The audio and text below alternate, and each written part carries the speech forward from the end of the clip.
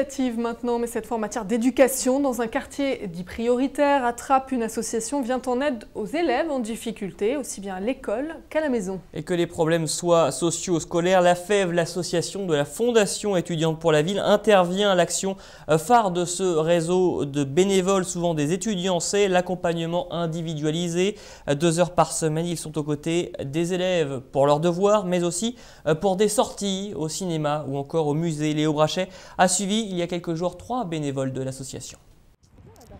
Depuis le début de l'année scolaire, c'est chaque mardi le même rituel. La famille Souaré accueille les bénévoles de la FEV après l'école. Bonjour, ça va? Bonjour Eric, ça va et vous? Ça va. Entrez, salut Eric. Ça va? Il y a Eric, étudiant en licence de maths et physique à l'université. Il vient s'occuper de Bafodé, 14 ans, qui a des difficultés en géométrie. Dans un triangle, il y a 3 faces.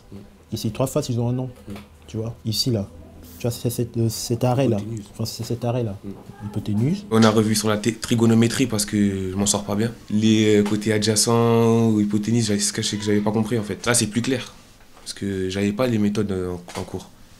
Et aussi, je suivais pas trop, c'est pour ça. Du soutien scolaire, oui, mais pas seulement. Eric et Bafodé font du foot ensemble, des sorties. L'étudiant prodigue à l'adolescent des conseils, un peu comme un grand frère. Les erreurs que j'ai faites, je lui dis de ne pas les faire. Je n'écoutais pas en cours. Enfin, je parlais beaucoup en cours et ça, c'est pas bien. Quand tu n'écoutes pas en cours, bah, après, t'es largué. Donc, je lui dis qu'il faut écouter en cours, il faut rester calme, il faut apprendre ses leçons, il faut écouter. Il faut être respectueux envers les professeurs. Ça m'encourage. Parce que je sais qu'en travaillant avec lui, je sais que je vais réussir. Dans le salon, on retrouve Fatoumata, la petite sœur de Bafodé, qui apprend une fable pour l'école avec Sabrine, étudiante en droit qui fait son service civique à la FEV. Tous les mardis soirs, j'accompagne Fatoumata à la maison. Donc ce qu'on fait, c'est parfois on fait un peu d'aide aux devoirs, mais c'est pas seulement ça, parce qu'on fait aussi des sorties à côté. La dernière fois, on est parti voir un film ensemble. Justement, Elodie, salariée de l'association, a apporté à Fatoumata des photos de leur dernière sortie. C'était au Quai Branly. Donnez-moi ça tout de suite. Non, c'est pour Fatoumata. C'est les souvenirs de Fatoumata. Non, c'est pas vrai. Si, c'est pour elle. Elle peut les accrocher dans la chambre.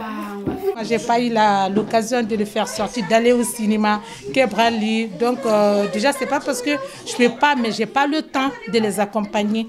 Ils ont le temps vraiment d'accompagner les enfants, ça lui fait du bien aussi. Elodie constate chez les jeunes en accompagnement individuel d'énormes progrès, notamment sur la confiance en eux. Des enfants notamment qui sont suivis sur 2 ans, quand je les rencontre 1 an après, je vois vraiment la différence, ne serait-ce que comment s'exprimer à l'oral, quand je leur pose des questions, c'est flagrant. C'est aussi la confiance en soi qui leur permet de mieux réussir à l'école. Makalé est une maman comblée, ses enfants reprennent petit à petit le chemin de la réussite scolaire grâce à la FEV et à ses anges gardiens. Dans les Yvelines, 70 jeunes bénéficient de cet accompagnement.